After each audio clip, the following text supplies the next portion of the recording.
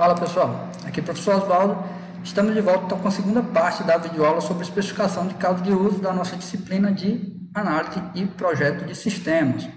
Então vamos concluir a videoaula que trata, desse detalhamento, dessa especificação daquelas elipses, daquilo que representa as funcionalidades em um sistema orientado ao objeto, o que a gente chama de caso de uso. Então cada elipse daquela, cada caso de uso do seu diagrama merece e vai ter a sua especificação, que nada mais é do que um passo a passo, que descreve a interação do usuário com o ator ou atores e como acontece essa interação.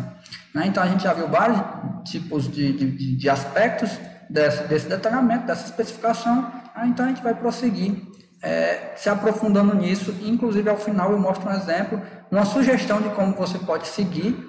Eu falei anteriormente, a OML ela não padroniza como você deve fazer essa especificação, mas existem sugestões na literatura e eu apresento uma dessas para vocês, tá certo? Sem mais delongas, vou partir para essa conclusão aí.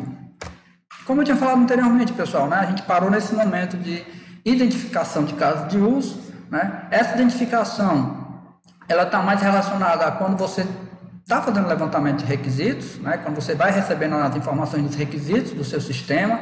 Então, eu vou mostrar aqui para vocês 3 exemplos de requisitos para um sistema de biblioteca, um dos exemplos mais comuns e utilizados que a gente vê por aí. E identificar a partir desses requisitos e dar algumas observações, requisitos identificando o caso de uso. Porque a gente sabe, e se vocês não sabem, fiquem sabendo a partir de agora, que não existe uma regra onde para cada requisito existe um caso de uso. São coisas diferentes. Existem vários requisitos e existem os casos de uso. Inclusive, um requisito, como a gente vai ver aqui, em um mesmo requisito a gente pode identificar mais de um caso de uso, ou em vários requisitos a gente pode identificar a referência a um único caso de uso. Isso é importante porque é o que vai definir a quantidade de casos de uso que vai ter no seu sistema, na sua modelagem, por assim dizer, tá certo? Então, nesse exemplo aqui, dos requisitos para um sistema de biblioteca, suponha que a pessoa que está precisando desse sistema passou essas informações para você, foi feito esse levantamento, que a gente tem são 3 requisitos, exemplo, viu pessoal? Hipótese, exemplo hipotético aqui. A gente tem 3 requisitos, vamos analisar um por um, e ir vendo como é que a gente pode ir identificando os casos de uso com base nesses requisitos. Lembrando, caso de uso, são funcionalidades, é aquele evento maior, dentro dos requisitos que a gente vê que necessita de uma modelagem, que necessita de uma especificação de um passo a passo, porque vai fazer parte do nosso sistema, tá certo? Então, vamos lá. Requisito 1. Para usar os serviços de uma biblioteca, isso daqui já dá margem, para você como profissional ter referência do que acontece dentro desse sistema. Vamos lá, se a gente pensar no serviço de uma biblioteca, comumente falando, quais os serviços que uma biblioteca oferta para os seus usuários? E que vai ser automatizado para um sistema. Então, numa biblioteca eu posso realizar empréstimo de livro, eu posso devolver o livro que eu emprestei, dentre várias coisas, consultar livros, para poder realizar empréstimo. Então, assim, serviço de uma biblioteca tem um mundo de informação que pode ser obtido a partir dessa informação, tá certo? Mas a gente já consegue identificar pelo menos algumas funcionalidades, que vão se tornar casos de uso desse sistema. Isso é importante falar. Os leitores deverão estar registrados. Então, para acessar esse sistema, o ator, ele vai ter que ter um cadastro. E quando a gente fala que o ator tem que ter um cadastro, a gente já remete a uma funcionalidade mais voltada para registro de dados da pessoa, ou seja, realizar um cadastro, cadastrar leitor ou manter leitores, nomes de possíveis casos de uso que vão dar respaldo para isso daqui, e possuir um cartão com número de identificação e foto. Isso é requisito 1. Requisito 1 a gente já identificou bem mais de 2 casos de uso. Em um único requisito a gente identificou bem mais de 2 casos de uso. Porque aqui a gente viu que serviço de biblioteca pode ser realizar empréstimo, pode ser realizar devolução, consultar livros e etc. E deverão estar registrados, os leitores deverão estar registrados, e a gente sabe que vai ter um cadastro dos leitores dessa biblioteca, tá certo? Isso no sistema, a parte automatizada do sistema, falando especificamente da parte automatizada, identificação desses casos de uso. Requisito 2. O sistema deve permitir que um leitor apto, e o que é um leitor apto? É um leitor que está registrado, como a gente viu no requisito 1. né? Então, leitor apto também faz referência ao leitor estar registrado, faz referência também a um caso de uso que foi visto no primeiro requisito. Para que o leitor apto realize empréstimo, e aqui já começa a dar nome para as funcionalidades especificamente, né, de um serviço da biblioteca, realizar empréstimo. Então, só realiza empréstimo quem está cadastrado, né? Então, quem está cadastrado vai realizar o acesso lá no sistema e vai poder realizar o empréstimo, né? Tranquilo e calmo, acredito que está dando para acompanhar aí. Realizar o empréstimo de um ou mais livros por um período de tempo. Esse período de tempo aqui que varia, né? Varia de 1 semana a 6 meses, depende do tipo de leitor. E aqui tem outra informação importante, certo? Quando a gente fala de requisitos, pessoal, a gente não pode esquecer que existem requisitos funcionais, que são as funcionalidades, requisitos não funcionais, que são as restrições do sistema, e as regras de negócio. As regras de negócio não devem ser subestimadas e nem esquecidas, certo? As regras de negócio são as regras que regem o negócio daquela empresa, antes mesmo, né, de um sistema ser automatizado. Ou seja, essa biblioteca atuando manualmente, sem sistema nenhum, ela tem essas regras rígidas que, dependendo do tipo do leitor, ele vai poder pegar uma quantidade X de livros e devolver numa quantidade X de tempo. E isso tem que ser respeitado também no sistema, certo? Então, as regras de negócio elas vão ter influência direta sobre as funcionalidades que vão estar sendo automatizadas, né? As regras de negócio elas não são casos de uso, mas elas têm influência direta no passo a passo do caso de uso. Porque, por exemplo, né, quando esse leitor apto realizar empréstimo, vai ficar bem claro para ele, dependendo do tipo de leitor que ele é, se ele é professor, se ele é aluno, né, a quantidade de tempo que ele vai ter para devolver aquele livro. E essa quantidade de tempo que está na funcionalidade, né, vai fazer parte da funcionalidade, ela é uma regra de negócio, que se desrespeitada, vai ter consequência. E essa consequência, provavelmente, o sistema vai precisar disparar algum alerta, ou o sistema não vai permitir que ele pegue mais livros, e vai depender de como é que vai ser tratado. Depende realmente da regra da organização, tá certo? Então, quando a gente está lendo requisitos, quando a gente está analisando requisitos, a gente pode identificar esses 3 aspectos. Sejam requisitos funcionais, que realmente são as funcionalidades, vão dar origem aos casos de uso, sejam requisitos não funcionais, que vão delimitar, por exemplo, se aquele sistema é mobile ou ele é desktop, e também as regras de negócio que vão, né, reger como funcionam as funcionalidades, Em determinados momentos, né, a gente percebe que regras de negócio têm bastante influência, né? Não é em todo o sistema, mas em algumas funcionalidades específicas, sim. Inclusive, a gente trata isso no exemplo daqui a pouco, tá bom? Então, nesse requisito 2, a gente conseguiu perceber, né, mais referências à funcionalidade de cadastro de leitores e de realizar empréstimo, certo? Além do que, né, esse período de tempo que o leitor vai poder estar em posse desse livro faz referência também, se você perceber, à data de devolução, né? Então, vai ter a realização dessa devolução com base nesse período.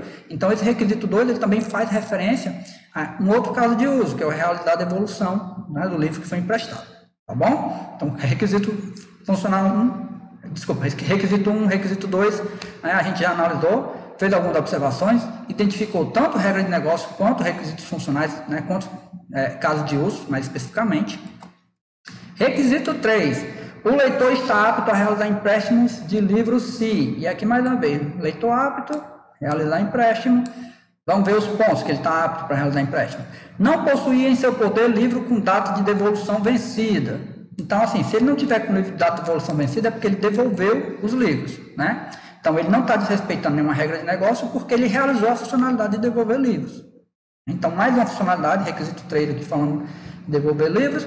O número de livros emprestados, né? Então, mais uma vez, emprestar livros aqui, não ultrapassa o número máximo permitido. E esse número máximo permitido, dependendo do tipo de leitor, está relacionado, né, também às regras de negócio. Então, o período que esse leitor vai passar com o livro está relacionado com a regra de negócio e deve ser respeitada no momento que estiver sendo implementado esse caso de uso. E também a quantidade de livros que esse leitor vai poder pegar também deve ser respeitada. Essa regra de negócio deve ser respeitada na implementação desse caso de uso. Tá certo? Então, a gente viu aqui 3 requisitos. Esses requisitos mostrando vários aspectos, né, representando vários aspectos, tanto funcionais como não funcionais, como regras de negócio. Além de que cada requisito faz referência a mais de um caso de uso ou vários requisitos fazem referência a um único caso de uso. Então, tipo, você realmente vai ver que não existe uma regra que diga Para cada requisito tem uma funcionalidade, para cada requisito tem um caso de uso. O que a gente encontra na real é que, tipo, um requisito pode, a partir de um requisito, a gente identificar vários casos de uso e vários requisitos fazer referência ao mesmo caso de uso, por assim dizer. Tá certo? Isso é importante você ter em mente. Né? Eu falo isso porque realmente, quando a gente está aprendendo, é claro que isso faz parte do aprendizado, a gente tem muito essa dúvida, requisitos e casos de uso, como é essa relação? E na real é isso que acontece. E como eu falo também, essa prática, essa experiência também, tanto de analisando e identificando, vai surgir com o dia a dia, né? Convivência prática. Então, você como estudante, você como aluno, e que realmente vai seguir nessa carreira, né? vai seguir na carreira que envolva o processo de desenvolvimento de software, você tem que fazer análise de alguma documentação, é importante para você desde já ir exercitando isso. É por isso que a gente passa alguns exercícios para que vocês possam fixar esse conhecimento, esse conteúdo, porque não é algo trivial, né? Exige paciência, exige análise, né? Como o próprio nome diz, mas é algo que você vai apurando com o tempo, você vai realmente melhorando com o tempo, tá certo? Ok? Dito isso, né, vamos tratar mais sobre esse aspecto aí dessa identificação. Né? Então, de acordo com esses 3 requisitos, né, o que a gente pode constatar? Né? Então, alguns dos casos de uso que a gente identificou, não todos, né, mas alguns, e aqui eu também nem vou entrar no mérito das regras de negócio, falando especificamente de casos de uso, né, focando realmente, né, nas funcionalidades, né, a gente consegue perceber que a gente viu, né, bem referenciados nos requisitos, 3 casos de uso. Incluir leitor, que está relacionado a registrar, a cadastrar os dados do leitor, manter os dados, porque se for alterado, esses dados precisam estar registrados, né, atualizados no sistema. Realizar empréstimo de livros, né, ou emprestar livros e também devolver livros. Né? Isso daí a gente consegue perceber por aqueles 3 casos de uso.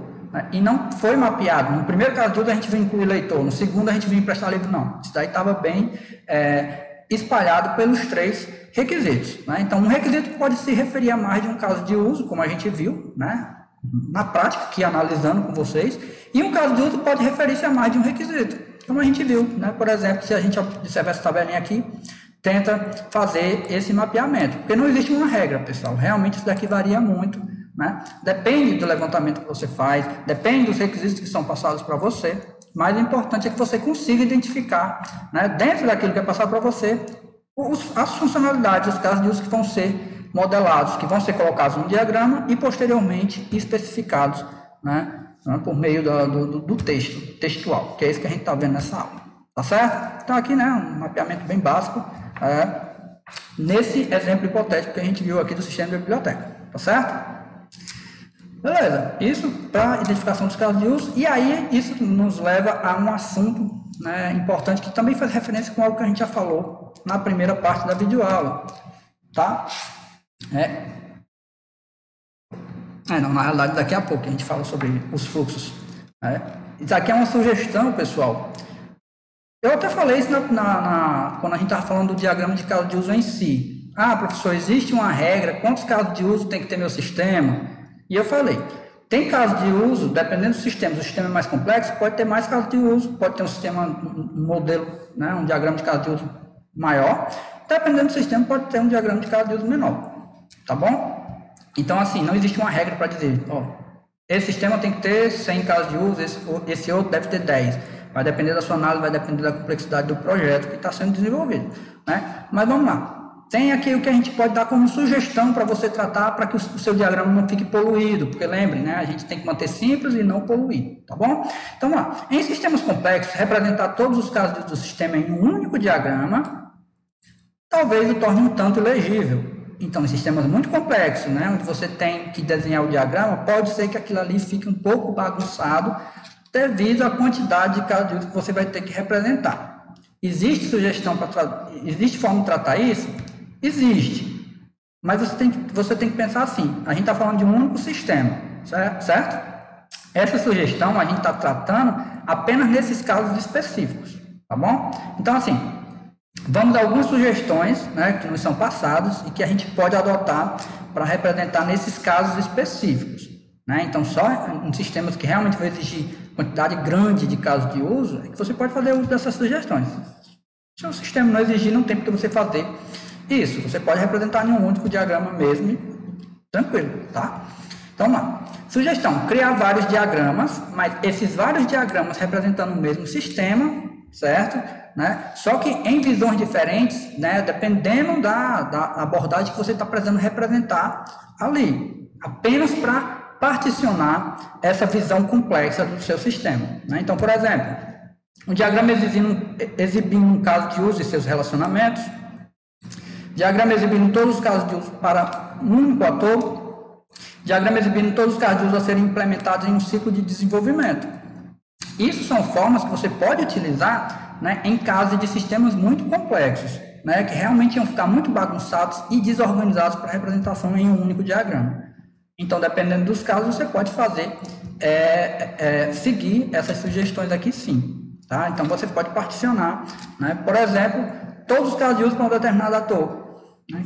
Então, cada diagrama que você fizer representando o mesmo sistema, só que na visão de cada um dos atores envolvidos, ou focando mais especificamente, né, no ciclo de desenvolvimento em si. Então, tipo, os casos de uso que vão ser implementados na primeira sprint, os casos de uso na segunda sprint, isso daí vai facilitar para você representar esses diagramas muito complexos, certo? Lembrando sempre, é o mesmo sistema, só que devido à complexidade do diagrama, a gente está fazendo esse particionamento. Né? A gente não está criando sistemas diferentes. No final das contas, são todos o mesmo sistema. E aí é um cuidado que você deve ter também, né? Se você for fazer esse particionamento, tomar cuidado para não se atrapalhar na especificação. Ok? Beleza. Dito isso, agora sim, a gente pode partir para definição, né? O que eles são, o que são esses cenários, o que tem a ver com algo que o senhor disse que a gente já falou, fez referência ao que a gente já falou. Sim, pessoal, quando a gente estava falando, né, dos diversos fluxos, quando está seguindo o passo a passo de um caso de uso, a gente estava se referindo a cenário. Então, quando a gente estava falando lá quando a gente estava falando dos aspectos, de quando a gente está descrevendo um caso de uso, mais especificamente quanto ao tipo de detalhamento, né, que tinha breve, casual e expandido, a gente estava se referindo à especificação dos cenários desse caso de uso. Né? Então, esses cenários são as possibilidades, né, do passo a passo que aquele caso de uso vai ser realizado. Tá? É isso que a gente vai ver a partir de agora. Então, pessoal, definindo os cenários, né, de um caso de uso. Né? Então, fazer a observação dos fluxos possíveis na realização daquele passo a passo, na especificação daquele passo a passo. Então, assim, basicamente, existem dois tipos de fluxos de eventos, né, na realização de um caso de uso, de uma funcionalidade, desse passo a passo que a gente está falando aqui, está querendo especificar, tá certo? Então, existe o fluxo principal, que eu já falei anteriormente, que é onde tudo dá certo, também chamado de caminho feliz, né, que é o fluxo básico, né? Vai do início ao fim, sem problema nenhum. E tem o que a gente chama de fluxo alternativo, né? Como o próprio nome diz, se origina do fluxo básico, porque tem alguma bifurcação ou algumas bifurcações, né? E é um fluxo que vai depender das opções que são feitas, das regras que são seguidas e estabelecidas nesse sistema, tá bom? Então, basicamente, tem fluxo principal e fluxo alternativo, sendo que esses fluxos alternativos, eles se dividem em fluxos realmente alternativos e fluxos de exceção, né? E eu falo isso porque a gente vai falar sobre eles daqui a pouco, então para vocês saberem, tá bom? De qualquer forma, os fluxos alternativos, seja ele alternativo ou de exceção, eles são variações do fluxo básico, né? Em alguns casos ele sai do fluxo básico, vai para o alternativo e depois volta para o básico. Em alguns casos ele vai para o alternativo e termina no alternativo, dependendo de como está o seu sistema. Então, assim, por via de regra, depende do seu sistema. Depende como é o andamento do seu sistema, depende como aquele sistema vai estar funcionando. Né? Então, é importante, né, observar isso daí, é importante saber, né, como vai ser o passo a passo da interação dos usuários, dos atores com aqueles casos de uso, né, e você pode explorar isso daí quando estiver fazendo levantamento de requisitos, né, seja com o cliente ou com os usuários que vão estar utilizando o sistema. Isso é importante, né, para que você possa ter entendimento desse passo a passo e possa especificar bem esse passo a passo, tá certo? Né? Então, o caminho feliz, cada um desses fluxos, pessoal, é o que a gente chama de cenário, né? Esses cenários são essas várias possibilidades que existem dentro de um único caso de uso. Então, pense, né? Você tem que especificar para cada caso de uso do diagrama, e cada caso de uso pode ter vários cenários possíveis. Ah, professor, quantos cenários são possíveis em cada caso de uso?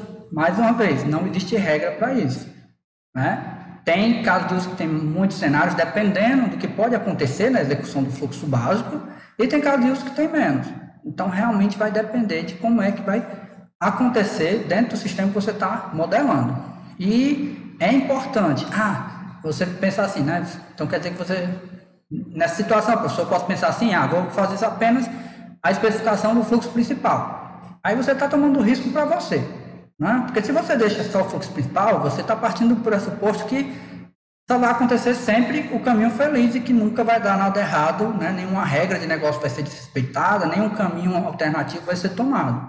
E se o sistema ele exige que isso seja tratado, é importante que você bote na especificação. Né? Lembrando que essa especificação ela vai dar respaldo para a fase de implementação. Então, é bom que você trate todas as possibilidades, principalmente porque aquela documentação vai servir para manutenção daquele sistema futuramente. Você mesmo pode ser o responsável por essa manutenção. Então, é algo que vai dar trabalho, mas que você se planejando muito bem, analisando muito bem, fazendo um bom levantamento de requisitos, você vai conseguir dar conta sim, tá certo? E como eu falei, depende muito de sistema para sistema. Tem sistemas que tem muitos cenários para o mesmo caso de uso, tem sistemas que tem menos, tá certo? Daí deve ser pensado até porque esse diagrama de caso de uso, essas interações, elas vão dar respaldo não apenas para a implementação em si, a gente vai ver outros diagramas que utilizam especificamente esses cenários, essas possibilidades, né, para fazer a modelagem das interações dos objetos, por exemplo, né, dos objetos que colaboram para a funcionalidade acontecer. Isso daí é importante também, tá certo? Eu deixo essa leitura recomendada aqui para vocês, né, para que vocês entendam um pouco mais sobre o fluxo de exceção. Então, realmente, é um material que está disponível facilmente na internet, você clica aí no link, você vai conseguir dar uma lida, né? Isso daí explica melhor essa diferença do que é um fluxo alternativo e por que ele é um fluxo de exceção. Né? Basicamente, você vai perceber que os fluxos de exceção estão muito ligados a quando uma regra de negócio é desrespeitada, por exemplo. Lembra lá do sistema da biblioteca que a gente estava falando? Que o leitor, ele só pode, dependendo do tipo de leitor, ele pode pegar uma determinada quantidade de livros. Então, vamos supor que um aluno, ele só pode ter 5 empréstimos por vez. Então, ele já realizou no sistema 5 empréstimos e foi, né, esqueceu que estava com os 5 emprestados e foi emprestar mais um. Nesse momento, se a regra de negócio para aquele tipo de leitor é que ele só pode ter 5 livros emprestados por vez, o sistema deve identificar que ali está fugindo do fluxo básico, porque ele já tem a quantidade máxima de livros emprestados e deve ter alguma consequência. O próprio sistema vai lidar com essa situação. Ou vai informar para ele que você já tem a quantidade máxima de livros permitido, né, ou vai acontecer alguma coisa, né, porque está transgredindo uma das regras de negócio, certo? Então, nesse caso, configura um fluxo de exceção. Isso é importante, tem uma diferençazinha, né, de um simples fluxo alternativo, onde, por exemplo, o leitor não estava cadastrado, para um que realmente ele não vai conseguir emprestar mais um livro, porque ele já tem o máximo de livros emprestados. E aí terminaria ali. Nem voltava para o fluxo básico da realização do empréstimo, tá entendendo? Pois é. Então, deixa a leitura recomendada aí, uma leitura simples, tranquila de entender, beleza? Fica a dica para vocês. Continuando. Em relação a cenários, né? Essa palavra aí, tipo, vocês já devem ter ouvido falar dela várias vezes, eu sempre uso cenários, né? E o que é basicamente? Basicamente, pessoal, o cenário, a noção básica de cenário, é uma narração de uma sequência de interações entre um ator e o sistema. Então, as possibilidades de interação de um ator em um sistema, né? Seja o fluxo básico ou os fluxos alternativos, que mostra como esse usuário utiliza o sistema para alcançar um objetivo significativo. Normalmente existem diversos cenários, né? E, como eu tinha falado anteriormente, depende da quantidade de cenários, né, que vão existir, depende do sistema. São úteis durante a modelagem de interações. Isso, pessoal, eu tinha falado quase agora. Essas interações desses cenários eles vão ser bastante úteis, né, quando a gente, por exemplo, estiver falando dos diagramas de interação, sequência, comunicação, diagrama de atividades. Né? São diagramas que a gente vai ver posteriormente e que a gente vai utilizar desses cenários para poder modelar. Né? Então, isso daí é importante porque mostra, né, nesses cenários, mais especificamente, o diagrama de sequência de comunicação, mostram os objetos, né, conversando dentro desse cenário para que aquela funcionalidade aconteça e que o ator possa ter o retorno da funcionalidade que ele espera dentro daquele sistema. Tá bom? Então, assim, é importante, por isso que é importante você se concentrar em todos os cenários que você conseguir identificar dentro da sua modelagem, né? Dentro da sua especificação. Cenário é uma instância de um caso de uso, né? Então, o caso de uso ele pode ter vários cenários atrelados a ele. Um a gente sabe que sempre vai ter. Qual é? Exatamente, um fluxo básico. Né? Sempre vai ter. Você parte dele. Você parte do fluxo básico quando tudo dá certo para ver as possibilidades. Né? Eu vou até mostrar aqui um exemplozinho, que não é regra, mais uma vez lembrando, é um exemplo. Né? Não é regra que todo sistema vai ter 8 cenários. Nesse aqui, pessoal, nesse exemplo eu mostro nessa tabela que para esse exemplo aqui a gente tem 8 cenários possíveis. Né? Esses 8 cenários possíveis seguindo o caminho principal. Então aqui, ó, aqui no meio está o caminho principal, que aqui está representado pela letra P, fluxo principal. Né? A gente tem um segundo cenário possível, que é o fluxo principal mais a alternativa A1. Fluxo principal, alternativa A1. E aí vai seguindo. Fluxo 3, fluxo principal mais alternativa 1 mais alternativa 2. Fluxo principal, alternativa 1, alternativa 2. Quarto, fluxo principal e fluxo alternativo 3. E assim, realmente, se você observar, são as possibilidades. Não quer dizer que vão acontecer todos eles na primeira vez que você utilizar a funcionalidade, não. Isso aqui é o que você está contemplando, né, visando o comportamento do seu sistema. Isso é importante de frisar para vocês. Né? Não quer dizer que com todo mundo você vai percorrer todos os fluxos alternativos, não. Mas se houver alguma situação que leve para aquele fluxo alternativo, deve ser possível, né, essa transição do fluxo principal para o fluxo alternativo, sim. Isso é importante de ser destacado, tá bom? Então, aqui nada mais é do que a representação dos 8 cenários possíveis que eu estou representando, né, nessa timeline aqui. Então, fluxo principal, aí, fluxos alternativos, fluxo 1, 2, 3.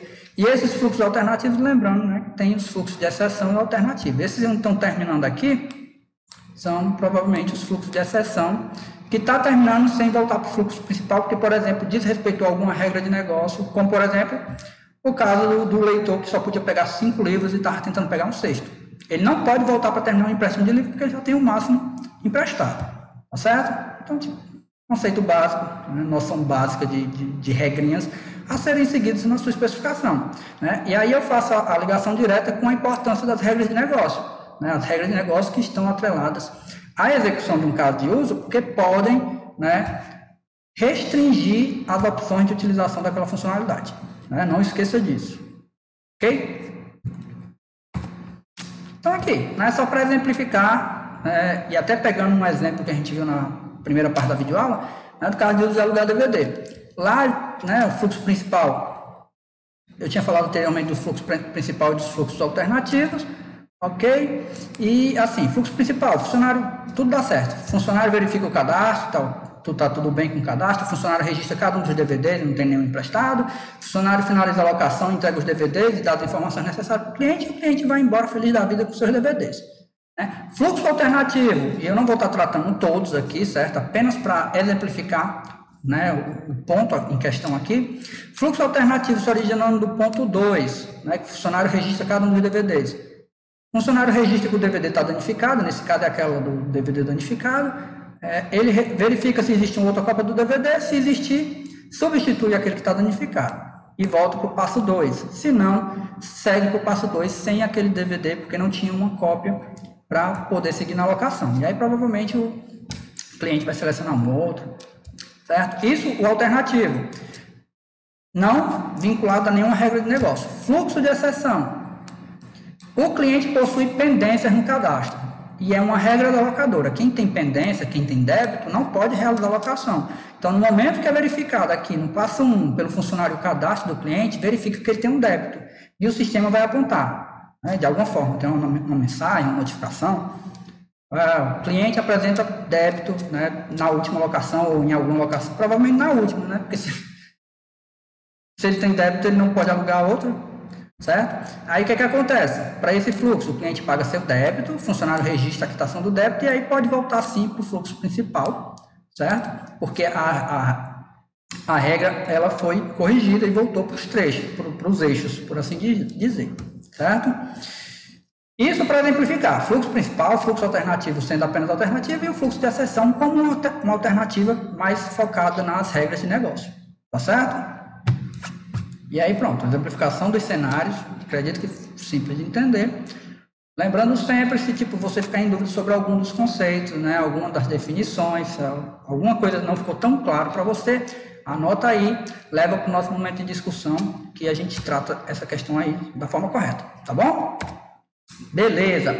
Agora, pessoal, a gente vai partir para exemplos de especificação em si. Como assim, professor?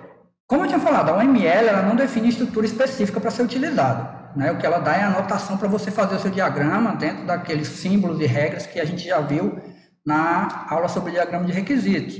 Né? Em relação à especificação em si, ela não define um padrão, mas a gente, na literatura, tem várias sugestões. Né? Então, tem uma aqui que eu vou mostrar para vocês, inclusive é a que eu sigo, né, nos projetos que eu preciso fazer especificação.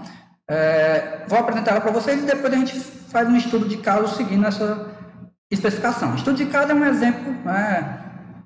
A gente vai pegar alguns requisitos, ver um diagrama e uma funcionalidade desse diagrama especificada seguindo esse modelo, essa sugestão, tá certo? Coisa simples, né? Estou usando muito essa palavra simples, mas enfim, quando eu falo simples, pessoal, não é tipo subestimando nada, não. É porque eu acredito que pelas definições que a gente está vendo, fica claro de entender. Claro que, se realmente não estiver ficando claro o entendimento, a gente conversa, a gente tira a dúvida no momento adequado, tá certo?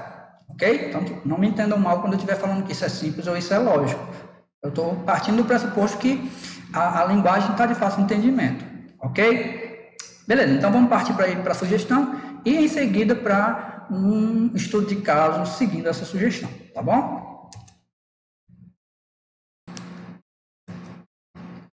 Então, pessoal, nessa sugestão que eu vou mostrar para vocês, ela tem 14 atributos, né? 14 tópicos que vão ser preenchidos, né, na especificação do seu caso de uso. Né? Tem esses 7 aqui e no próximo aqui tem mais 7, né?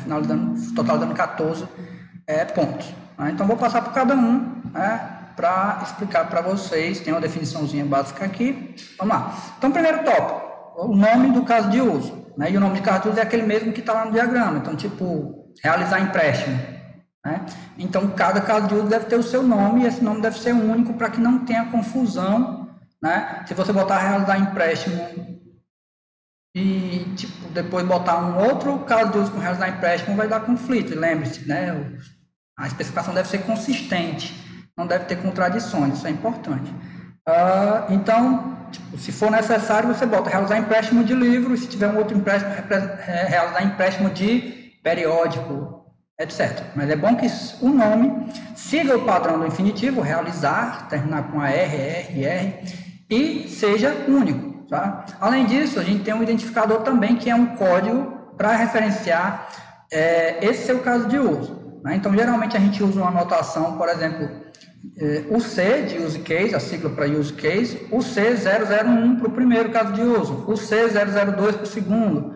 Né? Então, é interessante esse identificador, né, juntando numérico e alfanumérico, porque ele facilita de você fazer a referenciação ao invés de você precisar utilizar o nome do caso de uso. Né? Então, lá, posteriormente, quando você precisar fazer a referência desse caso de uso, você não precisa botar o nome do caso de uso, você bota a referência dele, o código, e aí é só olhar pelo código dele. Então, mais uma vez, os códigos precisam ser únicos também, tá certo? Então, quando você vai ver um caso de uso, geralmente ele vem o C001 e o nome dele, isso daí já trazendo esses dois campos, nome e identificador. A prioridade daquele caso de uso, e para essa prioridade você pode seguir aquela prioridade dos requisitos, né, essenciais, importantes e desejáveis, né, que foi visto anteriormente, quando a gente estava falando mais especificamente sobre os requisitos, né, é a priorização, né, no desenvolvimento dele, na implementação deles para o sistema em si. Né, e essa noção da prioridade a gente não vai ficar explicando aqui, porque já foi falado anteriormente, mas você pode seguir a mesma lógica, tá certo? Sumário, uma breve descrição do que faz o caso de uso. E aqui, pessoal, não é a representação dos cenários, não. Certo? A gente vai falar dos cenários em outros tópicos. Aqui é um resumo breve do que faz o caso de uso. Então, realizar empréstimo. Essa funcionalidade, este caso de uso, permite ao ator, né, realizar o empréstimo de um livro. Tá aí, um exemplo simples de um sumário. É uma forma de você entender, assim, apenas ao ler o que faz aquele caso de uso, para você já ter referência do que acontece naquele passo a passo. E aí sim, né, vai ter um momento para você entender passo a passo o que acontece, né, nos tópicos que a gente vai ver daqui a pouco. O ator primário e o ator secundário, se existir ator secundário para aquele caso de uso, se não existir, ou você omite esse tópico, ou você bota não se aplica. Né? Ator primário, o principal participante do caso de uso, e o ator secundário, demais participantes do caso de uso, aqueles que só operam o sistema, ou dão alguma permissão e etc. Né? Foi falado para vocês anteriormente. Pré-condições, né? Isso é importante. Pré-condições são hipóteses que devem ser assumidas como verdadeiras para que o caso de uso tenha início. Então, tipo, são situações que permitem que aquela funcionalidade seja executada. Sem acontecer essa pré-condição, aquele caso de uso não vai ser possível de ser realizado. Por exemplo, né, uma das pré-condições mais conhecidas é o ator ter cadastro no sistema, ou o ator estar logado no sistema. É uma pré-condição bem básica. Né? Então, tipo, atualmente, todo sistema tem que ter um cadastro do ator ou o login dele. Então, uma pré-condição simples de você entender, um exemplo rápido, é o ator deve estar logado, deve estar registrado no sistema, deve estar identificado no sistema. Certo? Uma pré-condição, algo que deve acontecer antes da possibilidade de realização da funcionalidade. E sem ela, o ator não consegue realizar a funcionalidade. Importante, certo? É importante que tenha a pré-condição e tem também a pós-condição, que a gente fala daqui a pouco. Fluxo principal, e aqui é onde você vai descrever o passo a passo do fluxo básico, certo? Então, tipo, realmente você vai escrever passo a passo o que o ator faz, o que o sistema retorna, o ator, o sistema, dentro daquilo que a gente viu anteriormente. Então, descreve o que normalmente acontece quando o caso de uso é realizado. Fluxo alternativo, descreve um comportamento alternativo para a execução do fluxo principal, e a gente falou quase agora disso daí quando estava falando do cenário, né? Fluxos de exceção. Quando houver, certo? Pode ser que dentro dos seus fluxos alternativos não tenha nenhum fluxo de exceção? Pode, se não houver nenhuma regra de negócio associada àquele caso de uso, tá? Então, se não tem uma regra de negócio associada àquele caso de uso, provavelmente não vai ter uma regra de negócio, que não é um fluxo de exceção que vai ser acionado em algum momento. Mas se houver, entra aqui na descrição do fluxo de exceção. Descreve o que acontece quando algo inesperado ocorre na interação entre o ator e o caso de uso. É aquele exemplo lá do leitor tentando pegar um sexto livro, sendo que ele já tinha 5 emprestados, é um bom exemplo para você acompanhar. Pós-condições. Se a pré-condição, pessoal, era algo antes da funcionalidade acontecer, o que vocês acham que é a pós-condição? Pois é o estado alcançado pelo sistema após a realização do caso de uso. Por exemplo, né, se para realizar empréstimo, a pré-condição é que ele devia estar registrado no sistema, a pós-condição é só você pensar. Se a funcionalidade é realizar empréstimo, o que é que deve ter acontecido ao final? Qual o estado daquilo ao final da funcionalidade? Qual o valor retornado para o ator após a funcionalidade? O ator ter pego uma quantidade X de livros emprestados. Tá certo? Ou, dependendo dos fluxos alternativos e fluxos de exceção, o resultado desses fluxos. Então, a pós-condição ela diz respeito a isso também. Tanto ao resultado do principal, se deu tudo certo, ou os alternativos, se alguma coisa saiu do fluxo principal. Lembrem disso daí.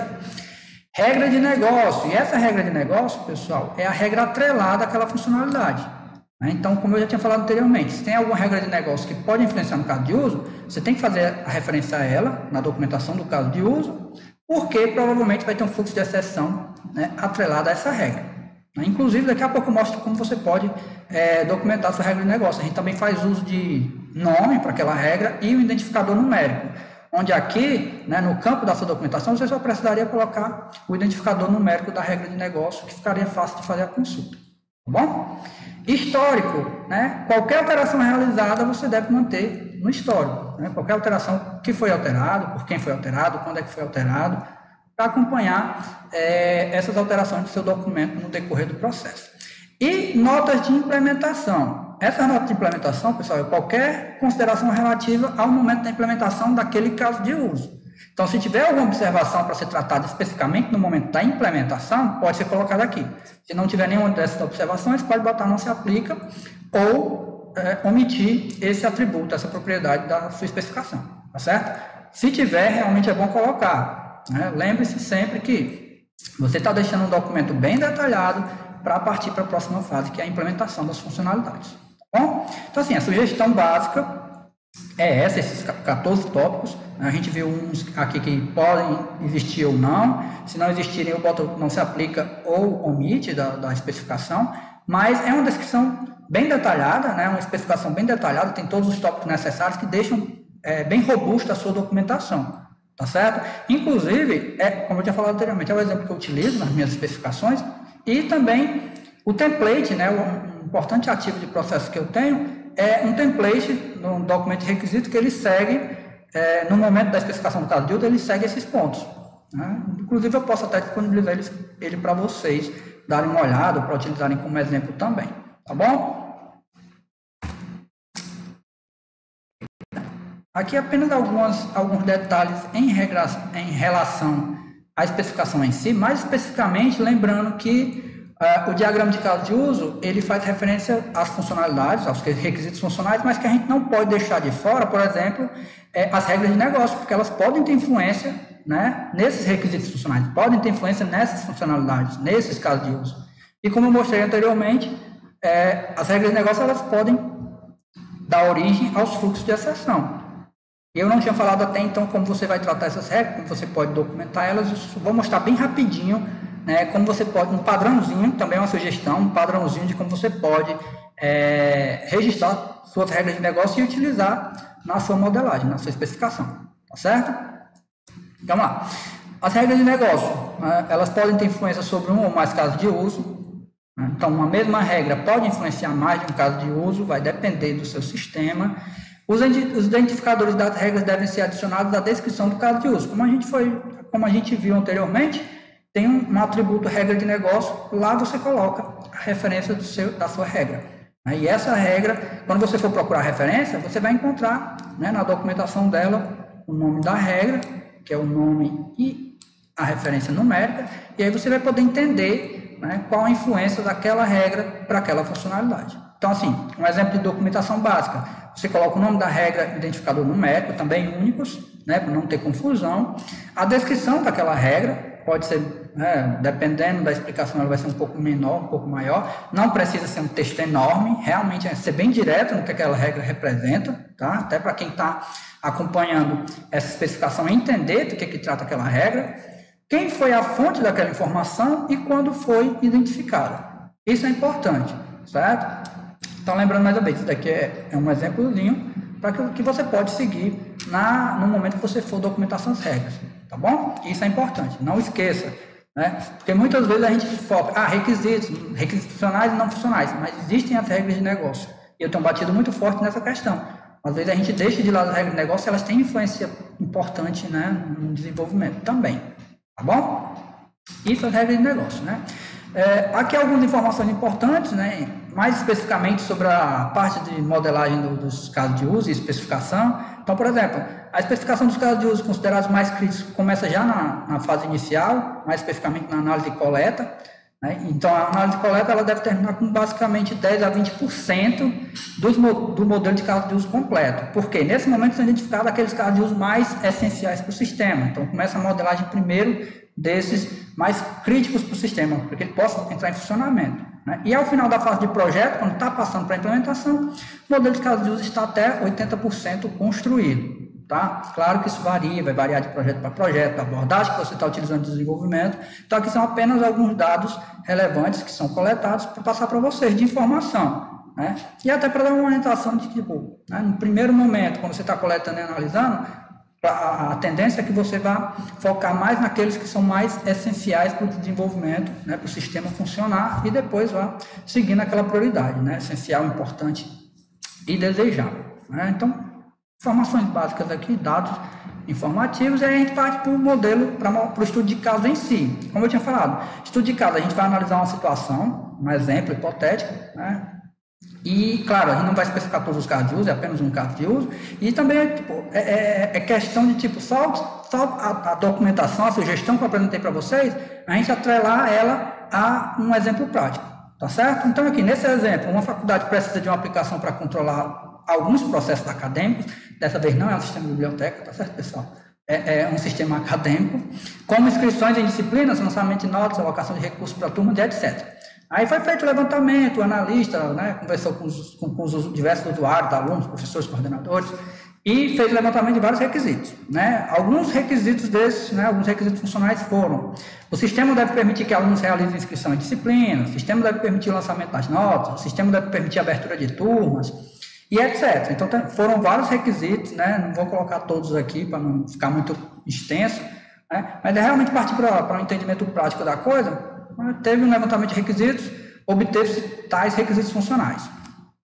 Também obteve-se, né, uma lista de regras de negócio, como, por exemplo, em um semestre letivo, o aluno não pode se inscrever em quantidade de disciplinas que somem mais de 20 créditos. Uma oferta de disciplina não pode ter mais de 40 alunos inscritos, um aluno não pode se inscrever em uma disciplina para a qual não tem pré-requisito necessário, então ele só pode fazer uma disciplina se ele tiver o pré-requisito para aquela disciplina, né, regras da organização. Então, tipo, se não tivesse sistema, essas regras continuariam sendo seguidas, né, no manual, como já acontecia antes, né? Mas o sistema, como está sendo automatizado, ele precisa respeitar essas regras. Um professor só pode lecionar disciplinas para as quais esteja habilitado. Então, um professor de inglês não deveria dar uma disciplina de matemática, por exemplo, né? Pra vocês entenderem aí a referência. Tá bom? Isso, algumas regras que foram identificadas. Por que eu estou mostrando isso? Né? Porque a gente vai ver que o que a gente vai falar vai ter referência a tudo isso que a gente está mostrando aqui no estudo de caso. Né? Então, aqui, a documentação daquelas regras, não todas, aqui eu só documentei 3 delas, né? Então, seguindo aquele padrão, o nome da regra e o código, né? Uma descrição bem sucinta, quem foi a fonte, quando foi a data de identificação para cada uma dessas, né? E quando eu for referenciar, eu vou utilizar o quê? Eu vou utilizar o código. E se eu, mas pelo código eu não sei, aí você volta para onde está a documentação das regras de negócio e consegue, né, pelo código, entender o que está acontecendo. Claro, isso se a gente estiver olhando uma leitura manual das coisas, tá certo? Tem ferramentas que fazem essa referência aí de forma automática. E aí, pessoal, esse foi o diagrama de caso de uso que foi originado a partir, né, daquele levantamento de requisitos, com aqueles requisitos funcionais e aquelas regras de negócio. Então, aqui tem vários atores: aluno, coordenador, né, funcionário do CAI, sistema de faturamento, certo? Esse sistema de faturamento é um sistema que acessa a funcionalidade desse sistema, então ele também é um ator, porque ele é um agente externo, acessa a funcionalidade daqui, né? Dentre outros vários atores, inclusive outro sistema aqui embaixo também, certo? Várias funcionalidades, dentre elas tem realizar a inscrição, manter informação de disciplina, manter informação sobre aluno, etc. Como eu falei, a gente não vai especificar cada uma delas, mas no mundo real você tem que especificar cada um desses requisitos, né? Seguindo aquele passo a passo, observando os cenários, fluxo principal, fluxo alternativo, com aquela descrição. Aqui, a título de exemplo prático, a gente vai, né, seguir a especificação de realizar a inscrição, tá bom? Essa realizar a inscrição, se vocês observarem, tem 2 atores atrelados, sistema de faturamento e aluno. A gente vai ver que existe aquela diferenciação de quem é principal e quem é secundário, isso é importante vocês observarem, e vai ver também a questão dos fluxos alternativos em relação a realizar a inscrição, tá bom? Vamos lá, seguindo então aquela sugestão que eu mostrei anteriormente, vamos partir para a especificação em si. Nome do caso de uso: realizar a inscrição, tal qual está lá no diagrama. Identificador: o C001, que é o primeiro que a gente está especificando, né? Então, você pode seguir essa sequência aí. Prioridade: ele é essencial. Seguindo as prioridades de requisitos, ele é essencial porque ele não entraria em funcionamento sem essa funcionalidade. Então, é uma das primeiras a se focar aí. Sumário: o aluno usa o sistema para realizar a inscrição em disciplinas. Quando eu falo aluno, porque se eu botasse o ator, poderia ficar sem saber se era o ator aluno ou o ator sistema de faturamento, uma vez que são 2 atores nessa funcionalidade, ok? Ator primário: aluno. Então, você entende que ele é o principal beneficiário dessa funcionalidade, ele é o que vai ter maior interação nela. E o ator secundário: sistema de faturamento, porque vai se envolver de alguma forma, em algum momento, na funcionalidade, mas que não é o principal atingido pelo resultado da funcionalidade em si. Pré-condição: o aluno deve estar identificado pelo sistema. É uma pré-condição bem básica, quase todo sistema utiliza essa pré-condição aí. Fluxo principal: e aqui você acompanha todo o trâmite principal, onde tudo dá certo para realizar a inscrição do aluno, tá? Então, assim, eu não vou ler tudo, mas vou destacar alguns pontos só para vocês entenderem. Então, o aluno solicita a requisição da inscrição, o sistema apresenta as disciplinas disponíveis para o semestre corrente e quais o aluno tem pré-requisito, porque se ele não tiver pré-requisito, ele não vai poder cursar aquela disciplina. Lembra das regras de negócio? Né? Então, assim, Aí você vai seguindo, o aluno faz isso, o sistema faz aquilo, até que chega aqui, pessoal, né, já nos finalmente da funcionalidade, e entra a participação do ator secundário, né? Uma vez que ele tem dois atores interagindo nesse caso de uso, tem a participação do principal, que é o aluno, e tem o secundário. Onde é que entra o secundário aqui? Para vocês verem como é importante representar, né? Então aqui, ó, o sistema envia os dados sobre a inscrição do aluno para o sistema de faturamento, e o caso de uso termina. Então aqui tem uma pequena participação do sistema de faturamento para poder concluir a execução do fluxo principal desse caso de uso, tá? Então aqui é o fluxo principal, onde tudo dá certo, né? Seguindo todas aquelas regrinhas bonitinhas para o aluno realizar a inscrição dele. Como eu falei, é muito texto, eu não vou ler tudo, até porque tem outros fluxos para a gente falar daqui a pouco. E assim, se alguma coisa que você não entendeu, professor, por que está assim, por que está assado? A gente conversa, tá bom? Vocês levam para a discussão que a gente fala sobre isso. Mas é só para mostrar exemplo prático, seguindo aquela sugestão de documentação, né? Então, unindo tudo que a gente viu nessa videoaula àquela sugestão que foi dada para a gente fazer esse estudo de caso. Então, seguindo, fluxo principal, ok. Fluxo alternativo se originando do ponto 4. Qual é o ponto 4? Para cada disciplina selecionada, o sistema aloca o aluno em uma turma que apresenta uma oferta para tal disciplina. Então, vamos lá. O que pode acontecer a partir do fluxo do ponto 4, em relação a alternativas, né, opções? Inclusão em lista de espera, né? Então, ele está tentando entrar numa disciplina onde provavelmente não tem mais vagas para ele, porque já está lotado. Então, se não há oferta disponível para alguma disciplina, o sistema reporta o fato e fornece a possibilidade de inserir o aluno em uma lista de espera. Então, é um fluxo alternativo que possibilita para uma disciplina que ele não pode mais entrar, ficar numa lista de espera caso alguém saia e ele possa realizar a inscrição para ela. Se o aluno aceitar, o sistema insere na lista de espera e apresenta a posição na qual ele foi inserido na lista, né? Então, ele volta para o passo 4. Se o aluno não aceitar, o caso de uso prossegue a partir do passo 4. Então, tipo, ele trata todas essas possibilidades a partir do ponto 4. Ou ele entra numa lista de espera, ou ele não entra na lista de espera e faz a inscrição em uma outra disciplina, né? Fluxo de exceção, assim, poderiam ter outros fluxos alternativos? Poderiam, depende do sistema, mas aqui, a título de apresentação prática para vocês, eu estou representando apenas um e a gente parte logo para o fluxo de exceção, tá bom? Fluxo de exceção, violação da regra de negócio 001. E como é que eu faço para entender qual é essa regra de negócio 001? Aí você tem que voltar lá na documentação das regras de negócio, olha a 001, que é a quantidade máxima de inscrição por semestre, que diz: em um semestre letivo, o aluno não pode se inscrever em uma quantidade de disciplinas que somem mais de 20 créditos. Aí pronto, agora a gente já sabe o que significa a regra de negócio 001.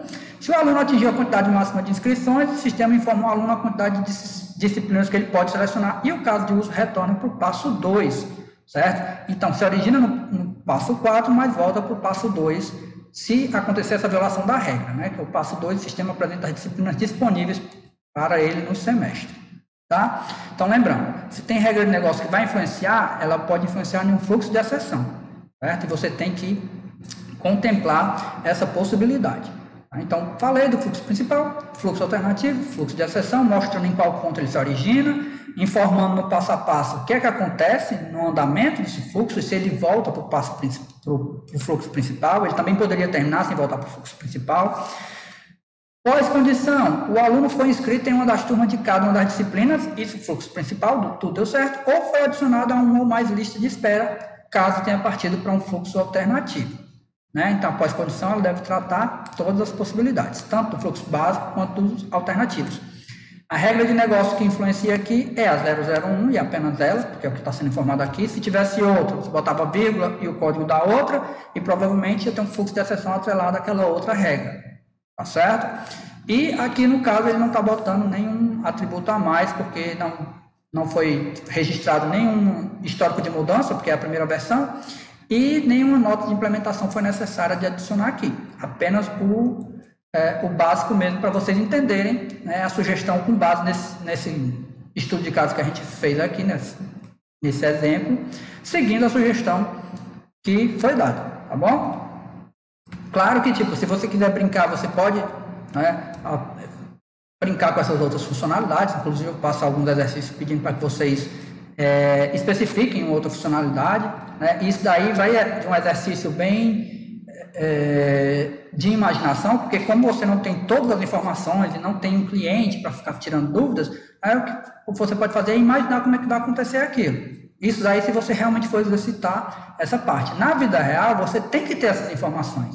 Então, se você tem alguma dúvida, você vai perguntar ao cliente, né, como é que acontece o passo a passo, porque ele que vai te passar essas informações. Afinal de contas, é o problema dele que você está tentando resolver, é um sistema desenvolvido para ele, tá certo? Importante, regras básicas para desenvolver o modelo, e a gente já partindo para os finalmente da nossa videoaula, tá?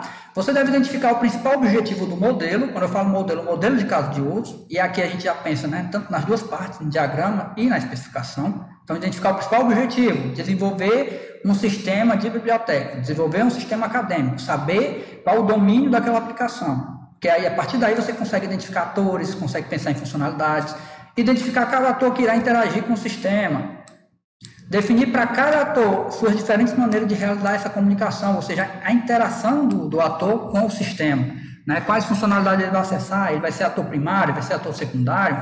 Para cada caso de uso, especificar a interação típica, né, do ator com o sistema identificado. Inclusive, qual ator inicia um caso de uso e sob quais circunstâncias.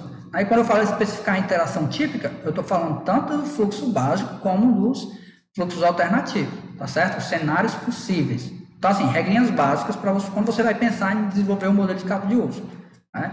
Então, você vai precisar ter os atores, você vai precisar ter os casos de uso, vai ter que pensar nas regras de negócio.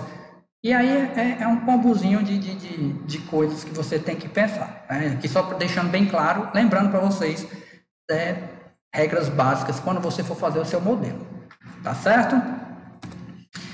Dito isso, pessoal, né, essa segunda parte e última, para finalizar a parte da especificação de caso de uso, né, várias coisinhas que a gente foi vendo desde o começo da videoaula até aqui, e a gente juntou tudo na sugestão de documentação, né, acredito que dá para sintetizar e entender bem todos os conceitos.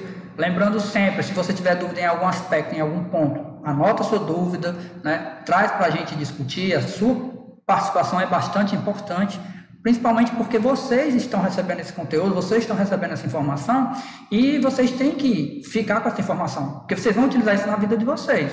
E quando eu falo isso na vida, não é na vida profissional mesmo, né? Vocês estão passando por uma formação para utilizar essa formação na real, vocês não estão vendo isso só por ver. Né? Eu digo isso na prática, né? Eu passei por isso, eu passei por esse momento de absorção de conteúdo e depois, na prática, eu vivenciei isso. Inclusive, durante as aulas, eu falo sobre alguns cenários que aconteceram comigo e tem várias coisas para contar em relação a isso, em relação à análise, alguns diagramas, e eu passo isso daí para vocês. Então, tipo, real, você vai ver isso na prática. Né? Não é uma utopia, não é uma ideia apenas que a gente tem assim. Realmente você vai ver isso, tá certo?